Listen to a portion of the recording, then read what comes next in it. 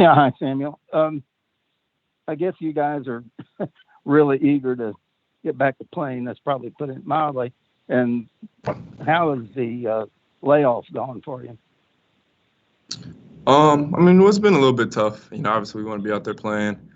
We were excited and ready to play Syracuse 2 weeks ago when we got the call that somebody had tested positive and we had to return home. But I think it's, you got to find the positives and negatives in every situation.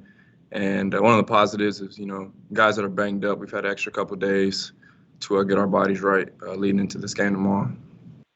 Are you worried about losing your edge, so to speak? Absolutely not. Absolutely not. Shannon? Hey, Samuel, you guys have been through this now twice this season, having a long pause. Based on the first go around, what's the process and how much time do you think it will take for you to get kind of your wind back, your legs under you, having been idle for, up until, I guess, Friday's practice in terms of a team workout? Well, I think the last week or so, conditioning has been one of the main priorities that we've been talking about. The coaches have been stressing during practice. When we were off for a few days, guys were running on treadmills and stuff like that just to keep their wind.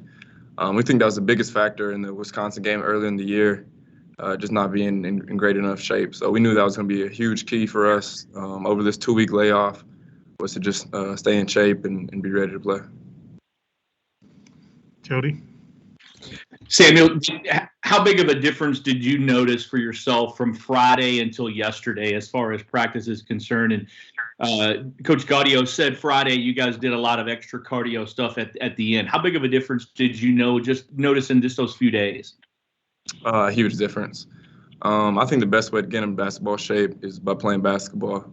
And the last few days, we've been playing a lot of basketball, trying to get our wind back. And that first practice was a little tough, I'm not going to lie to you, but I think we feel fine now. Other questions? Michael. Sorry about that. I was on mute. Hey, Sam. Obviously, you guys had the trip to Syracuse where you got the pause. Just preparing for them back then help you now? Obviously, it's your next game. So, what do you know of Syracuse and what can you expect? Well, we can expect a team that's got a lot of guys that can score the basketball.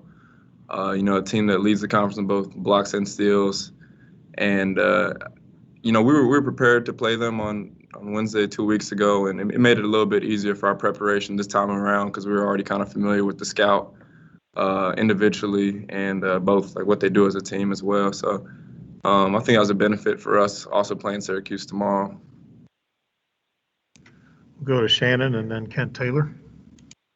So, Sam, you guys actually went up to Syracuse before you found out that you had the positive test and then had to come back.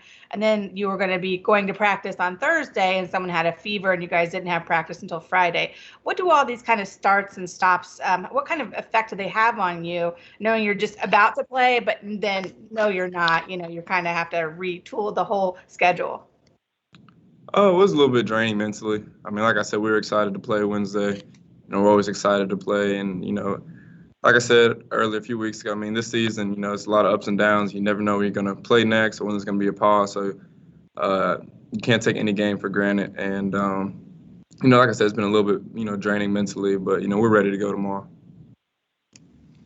Kent? Samuel, what could you do during the pause?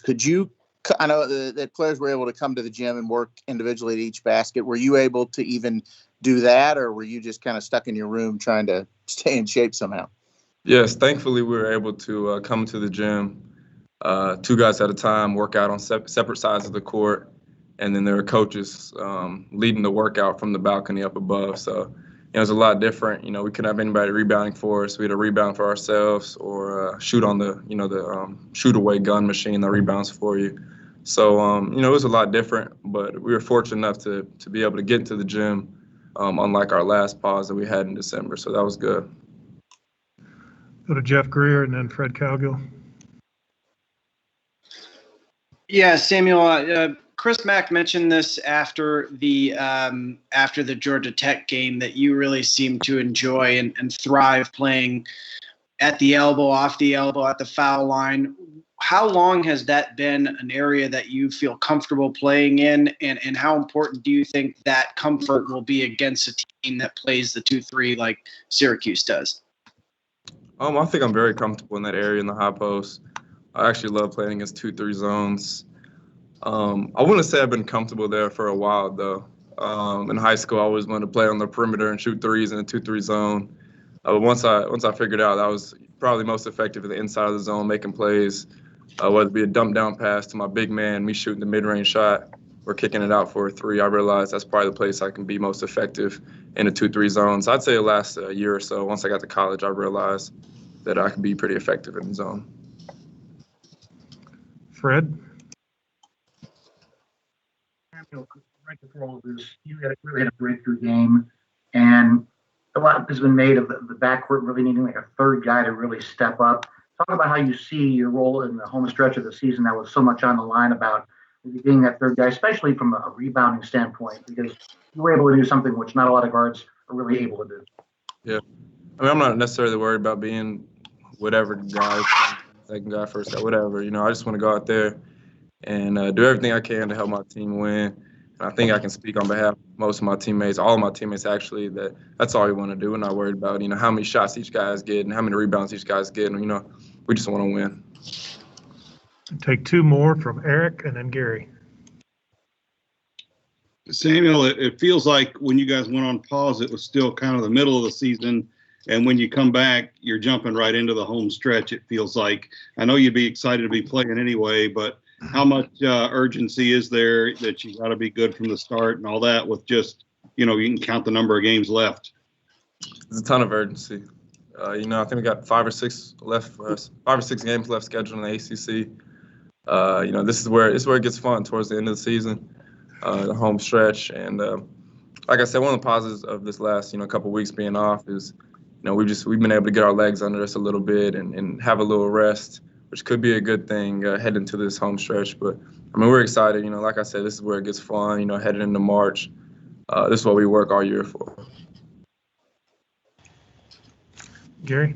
Yeah, Samuel, I guess to follow up on what Eric asked, you know, not knowing whether some of those games are going to be are going to be made up, do you kind of anticipate maybe it being an even busier stretch run, or are you just kind of sticking with what you all have right now in front of you? You mean as far as like scheduling wise and stuff like that? Yes. I mean, I don't know what the plan is for our games. I don't know if they're going to make some games up. So I don't know if we'll play 6 more games, or I think we have 11 that we should be able to play to get us to 20. I think it's going to be kind of hard to do. So I think we got to understand that, you know, each and every game is going to be important, you know, because other teams might play, you know, more games than we will. So down the stretch, each and every game is going to be, you know, extremely important, especially that we're 1 game behind on the loss column in both Florida State and Virginia. All right, Sam. Thank you for your time. Back with Coach Mack shortly. Thank you. Yeah.